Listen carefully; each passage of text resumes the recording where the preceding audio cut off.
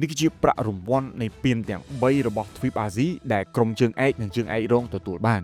យើងមកដឹងពីប្រាក់រង្វាន់ពានកម្រិតទី3ដែលប្រកាន់រាជស្វាយរៀងប៉ះជាមួយនឹងក្រុម FK Academy មុនគេ AFC Challenge League គឺជាពានលំដាប់ទី3ដែលប្រកាន់រាជស្វាយរៀងបានឡើងនៅវគ្គផ្ដាច់ព្រាត់នោះក្រុមជើងឯកនឹងទទួលបានរង្វាន់ចំនួន$1 លានអាមេរិករីឯក្រុមរងជើងឯកនឹងទទួលបាន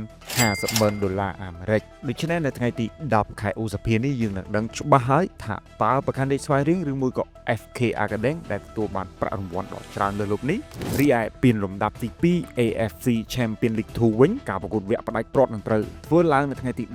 18ឧសភាឆ្នាំ2025នេះការប៉ះគ្នារវាងក្រុមតំណាងឲ្យសង្ហបុរី Lion City Steelers ប៉ះជាមួយនឹងក្រុមមកពីតំបន់អារ៉ាប់សាចាក្រុមជើងឯកនឹងទទួលបានប្រាក់រង្វាន់ដល់ទៅ$2 លាន$50,000អាមេរិកចំណែកឯក្រុមរងជើងឯកទទួលបានចំនួន$1 លានអាមេរិកសម្រាប់ពានលំដាប់ខ្ពស់បំផុតនៅតំបន់អាស៊ីគឺ AFC Champions League Elite នឹងត្រូវប្រកួតនៅថ្ងៃនេះហើយដែលគឺជាការប៉ះគ្នារវាងក្រុម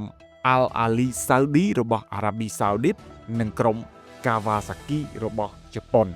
ក្រុមជើងឯកទទួលបានប្រាក់រង្វាន់ដ៏ច្រើនសន្ធឹកសន្ធាប់គឺ$10 លាន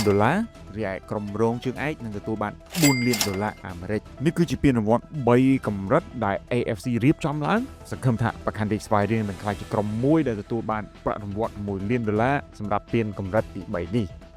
នាំមកជូនដោយ855 STV ទស្សនាបាល់ទាត់ដោយសេរីកម្រិត HD